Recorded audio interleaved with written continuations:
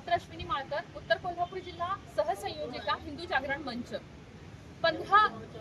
14 February 2025 रोजी शासनाने लव जिहाद विरोधी आणि बळजबरीने आणि फसवणुकीने करण्यात येणारा धर्मांतर विरोधी कायदा याचा निर्णय घेतला।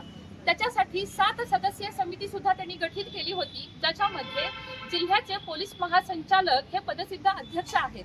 तसेच अल्पसंख्याक विभाग, सामाजिक न्याय व विधी विभाग, महिला व बाल विकास विभाग, गृह विभाग असे सदस्य त्या कमिटीमध्ये असूनही गेल्या 1 वर्षभरामध्ये त्याच्याकडून काहीही अधिसूचना किंवा कारवाई राज्य सरकारपर्यंत गेलेली नाही।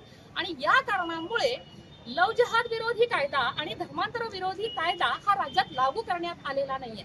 तर शासनाच्या याच निर्णयाचं स्मरण करून देण्यासाठी आज संपूर्ण राज्यभरामध्ये आम्ही सकल हिंदू समाज यांच्यातर्फे निवेदन आंदोलन करत आहोत। सरकारने निर्णय घेतला, पण त्याची अंमलबजावणी कधी?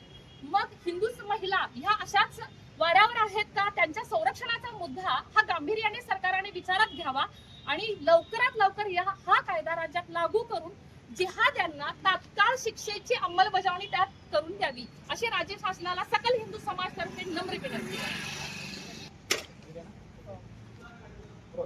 जय श्रीराम। मी रश्मी साळोके, अखिल भारत हिंदू महासभा उपाध्यक्ष। लव जिहाद विरोधी कायदा आणि धर्मांतर, जबरदस्तीनं होणारे धर्मांतरण हे आम्ही डोळ्यानं बघितलेलं आहे। आणि लव जिहाद कायदा अजून अस्तित्वात फक्त कागदावर राहिलेला आहे, तो अस्तित्वात आलेला नाही। आणि लव जिहाद मध्ये जेव्हा आम्ही रोडवर उतरतो, डिव्हिजनला जेव्हा जातो, तेव्हा हिंदू म्हणून आम्ही आमच्या मुलगीला वाचवण्यासाठी